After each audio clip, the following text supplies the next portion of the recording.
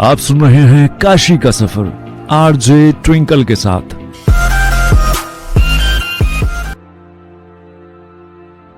और अब वक्त हो चला है कुछ जानने का, समझने का और कुछ समझाने का। इसी सिलसिले को आगे बढ़ाते हुए आज मैं काशी के इतिहास के पन्नों में से ढूंढ के निकाली हूँ एक बेहतरीन पत्रकार और साहित्यकार को।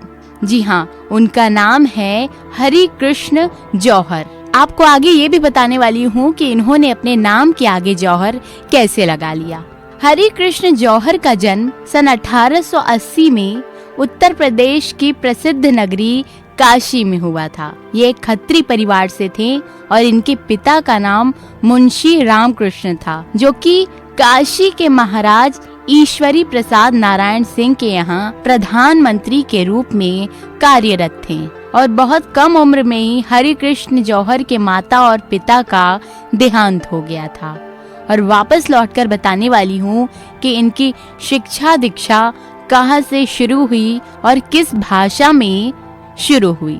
आज मैं बात कर रही हूँ उनकी जो साहित्यकार के साथ साथ पत्रकार भी थे। हरि कृष्ण जौहर की प्रारंभिक शिक्षा फारसी के माध्यम से शुरू हुई थी और इन्होंने उर्दू में लिखने का कार्य आरंभ कर दिया था, जिस कारण से इन्होंने अपना उपनाम जौहर रख लिया था। उन्होंने कुछ उपन्यास उर्दू में लिखने शुरू कर दिए और राजे हैरत, हरीफ, पुर असर जादू नामक उपन्यास लिखा, जिसके बाद उन्होंने अपने नाम के आगे जौहर लगा लिया।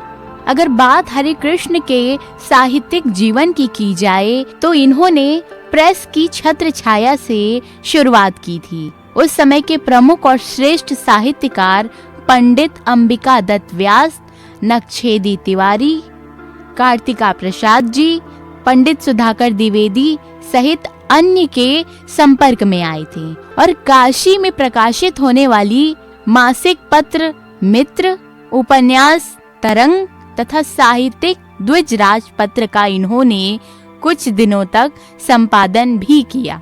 जौहर साहब ने प्रेस में काम करते करते एक उपन्यास कुसुमलता भी लिखी थी और उसके कुछ दिनों बाद काशी से विरक्ति होने पर बम्बई के वेंकटेश्वर समाचार पत्र में इन्होंने संपादक के रूप में कार्य भी किया और सन 1902 में वे कोलकाता चले गए और वहां बंगवासी के सहकारी संपादक के रूप में भी कार्य किया। उसके बाद वे प्रधान संपादक के रूप में कोलकाता में ही नियुक्त हुए और उनके काम को देखते हुए जौहरी जी ने बाबू दामोदर दास खत्री तथा निहाल सिंह की सहायता से हिंदी के प्रचार और प्रसार के लिए नागरिक प्रचारिणी सभा की स्थापना भी की और बंगवासी में 17 साल कार्य करने के बाद सन 1918 में वे नाटकों की दुनिया में चले गए थे।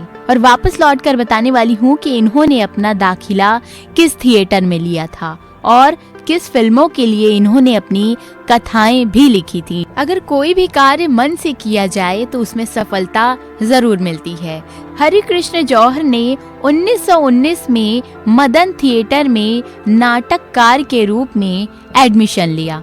उसके बाद 1919 से लेकर 1931 तक ये नाटककार के रूप में कार्य करते रहे, लेकिन 1931 में मदन थिएटर के स्वामी रुस्तम जी की मृत्यु हो जाने के कारण इन्होंने वहां से नौकरी छोड़ दी थी और फिर वे काशी वापस चले आए। उस दौरान इन्होंने खुदादास, माँ, कर्मवरी आदि फिल्मों की कथाएं खुद लिखी थी। उसके बाद वे जब काशी चले आए थे तो काशी के महमूरगंज से हिंदी के प्रेस आधार नामक एक साप्ताहिक पत्र भी निकाला था। जौहर साहब को पत्रकारिता में काफी ख्याति मिली थी। पत्रकारिता में ख्याति मिलने का भी एक कारण था, क्योंकि ये हमेशा चुनिंदा विषयों पर ही बात करते थे, छापते थे और लिखते थे।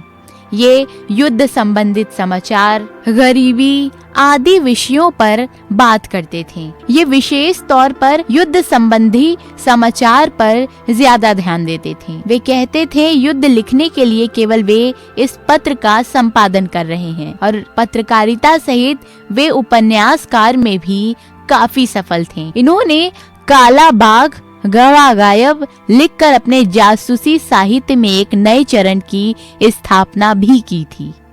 जौहर साहब काफी सरल और सहज थे। वे चाय और सिगरेट से काफी नफरत किया करते थे और ये अपने जीवन के संबंध में कहा करते थे कि कागज ओढ़ना और बिछाना, कागज से ही खाना और कागज लिखते पढ़ते साधु कागज में मिल जाना। इनके ये चुनिंदा शब्द हमें इनकी ओर आकर्षित करते हैं। और चलिए अब बताती हूँ इनके उपन्यास और कृतियों के बारे में। हिंदी के आरंभिक उपन्यास लेखकों में जौहर साहब ने जौहर का तिलिस्मी तथा जासूसी उपन्यास लेखकों में इनका महत्वपूर्ण स्थान रहा और तिलिस्मी उपन्यासों की दिशा में जौहर साहब ने बाबू देवकी नंदन खत्री द्वारा स्थापित उपन्यास परंपरा को विकसित